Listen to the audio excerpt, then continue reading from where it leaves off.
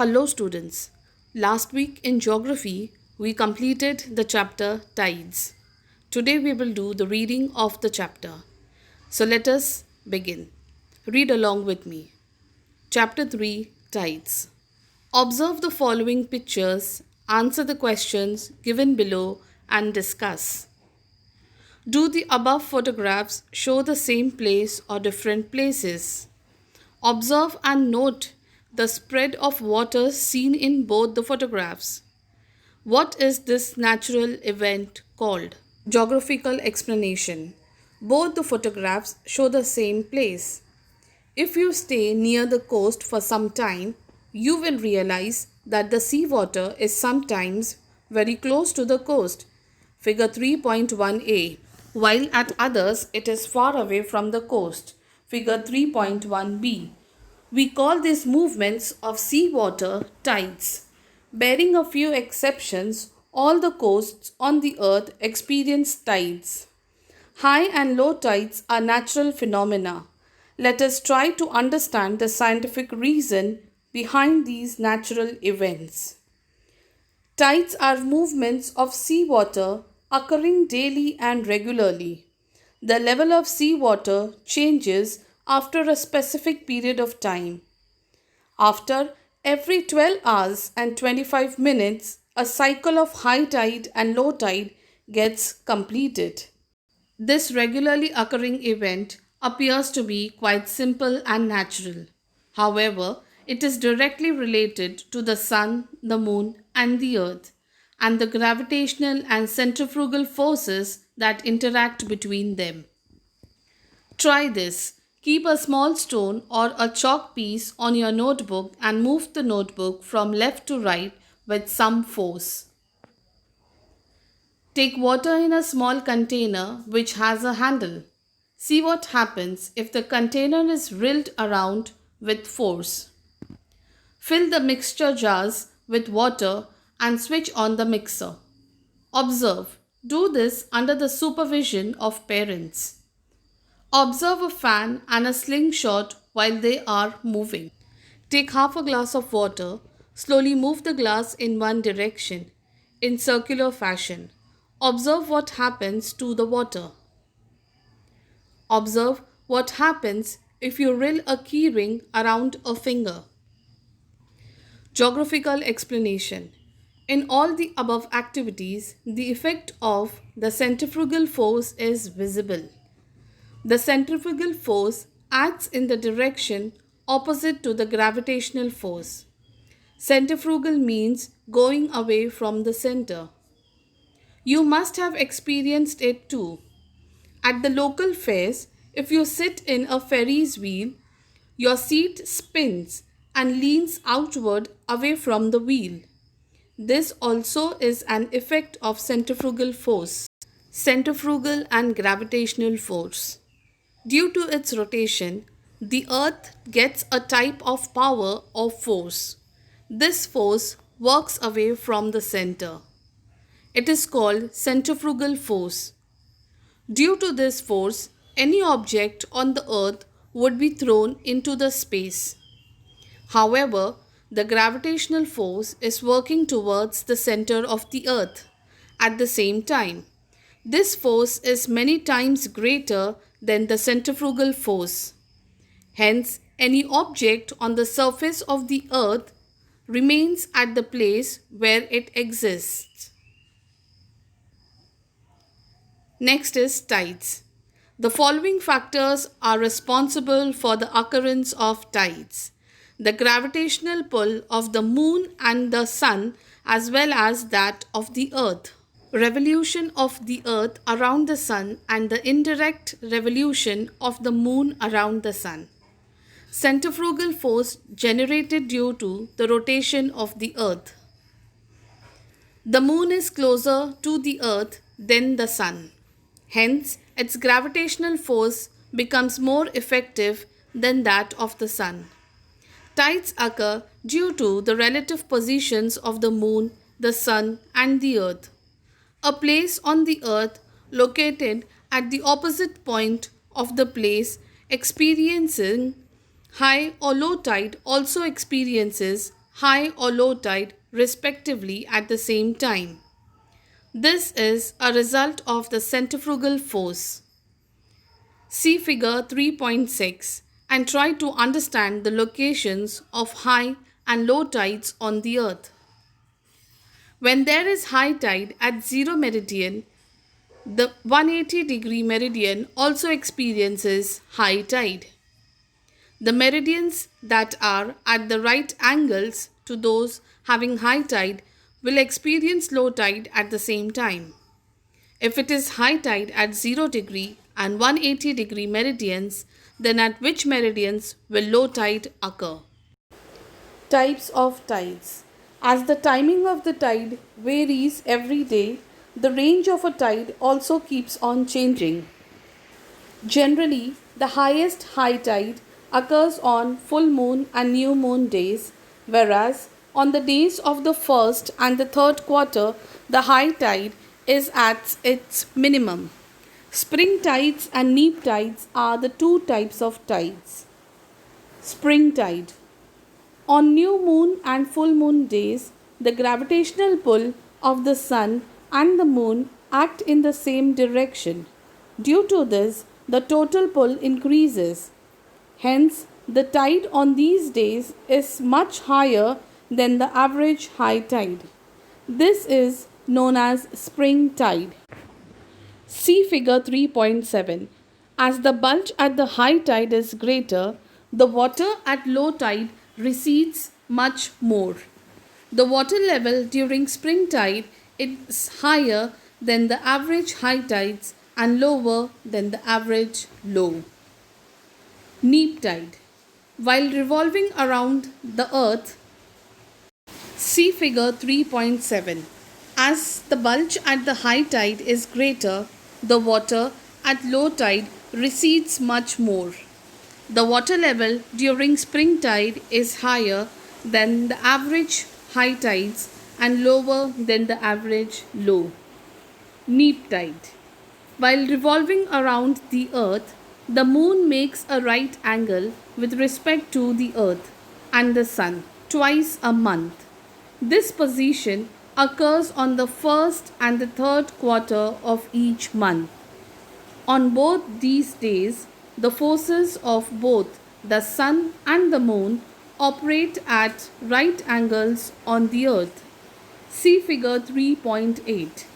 At the places where the sun causes high tide, the gravitational pull of the moon, which is at right angles, also acts on the sea water. Due to such conditions, the water level rise is less than usual at the time of high tide. Similarly, fall in water level is less than usual at the time of low tide. This is because the attraction of the sun and the moon are not complementary but at right angles to each other. Such tides are called neap tides. Neap tides are a little lower than the average high tides and a little higher than the average low tides. Intertidal range. The difference in the water level of the high tide and the low tide is called tidal range. In open seas, this range is about 30 centimeter. However, towards the coastal areas, it goes on increasing. Along the coast of Peninsular India, the range is around 100 to 150 centimeter for most of the part. The highest tidal range in the world is observed at Bay of Fundy along the Atlantic coast of North America. Here, the tidal range is about 1600 centimeter. In India, the highest tidal range is in the Gulf of Khambhat. It is about 1100 centimeter. Effects of tides. With the high tide, fish move into the creeks and this helps fishing activity. The tides clear the waste and hence the coasts become clean. Ports do not get filled with sediments. Ships can move up to the ports during high tide. During high tide, seawater can be stored in salt pans from which salt can be obtained. The tidal force can be used to generate electricity. A lack of an understanding of the timings of high and low tides may cause accidents to swimmers entering the sea. The tides help in maintaining the mangroves and the coastal biodiversity. Timings of the tides change daily. The tides are continuously occurring phenomena. After reaching the maximum water level during high tide, the low tide sets in. Similarly, after reaching the lowest water level during low tide, the high tide sets in. Remember that in the following discussion, the highest limit of the high tide is mentioned. See figure 3.9. You will understand why the timings of the high and the low tides change daily. There will be a high tide at point P as it is opposite to the moon. As point F is opposite to the point P, it will also experience high tide at the same time. It will take 24 hours for point P to come back to its original position. Point P will be at point F after 12 hours. The same change will also occur with reference to point F. Point F will not experience the same high tide because in the meanwhile the moon also would have moved a little ahead. Hence, it will take 25 minutes more for the point F to come to the position opposite to the moon. After 12 hours 25 minutes, F will arrive opposite to the moon and it will experience high tide. Point P opposite to F will also experience high tide. Later, again, after 12 hours and 25 minutes, point P1 will experience high tide as it comes in front of the moon. There will be high tide at F1 too, as shown in the figure 3.9. There is high tide and low tide twice a day, 24 hours generally. The time difference between two high tides is of 12 hours and 25 minutes. Try this. Take a wide open large dish. Keep the dish on a table or a flat surface. Fill water in the dish up to the rim. We have to generate waves in the dish. Is it possible to generate waves without touching or showing the dish? Try doing so. In what different ways can you generate waves in the dish? Geographical explanation. Waves. If you blow air over hot milk or tea while drinking, ripples are generated on the milk or the tea. In the same way, because of the force of the wind, water appears to be moving. The seawater gets pushed by the wind and ripples are generated on the water surface. These are called waves. The seawater moves up and down or slightly forward and backward due to the waves. The waves bring the energy contained in them to the coast. They break in the shallow waters near the coast. Large or small waves are formed continuously at the surface of the sea. Generation of waves is a natural and regularly occurring phenomena too. See figure 3.10. Structure of waves. The seawater get pushed up and down because of the wind. The raised up portion of a wave is called crest and the depressed one is called trough. If a strong wind is blowing in one direction, large waves are generated. The vertical distance between a crest and the following trough is called the amplitude of the wave, whereas the distance between two successive crests or troughs is called wavelength. The wavelength, its amplitude, and its velocity depend on the velocity of wind. See figure 3.11. Velocity of waves. If we stand at the coast, we feel the waves are coming towards the coast. If a floating object is thrown at a distance in the sea, we find the object moving up and down at the same place. It does not come to the coast. It means the water forming the wave also does not come to the coast. Remember that the water in the wave does not move. What moves is the energy. The main reason of wave generation is wind, but at times, due to earthquakes or volcanic eruptions occurring below the floor of the sea, waves get generated.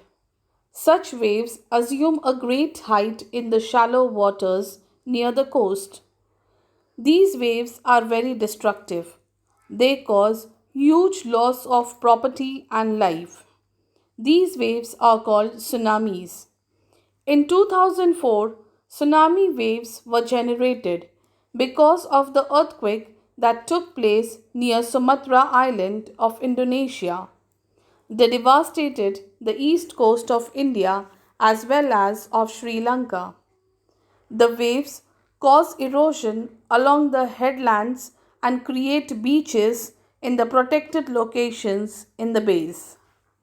Always remember, if earthquake occurs in the ocean, the coastal areas face a risk of tsunamis.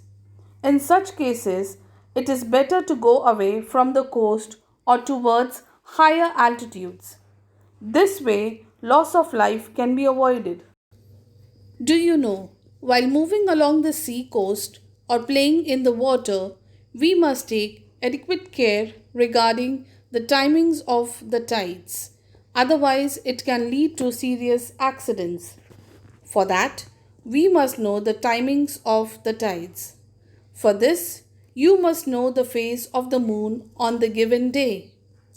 3/4 of the phase of the moon is the time of high tide. For example, suppose you are at the coast on the fourth phase of the moon. Then 3/4 of the phase is 3. It means the high tide will occur at 3 a.m. and 3 p.m. and approximately 6 hours from it. That is 9 a.m. and 9 p.m. will be the low tide. There may be slight differences according to local conditions.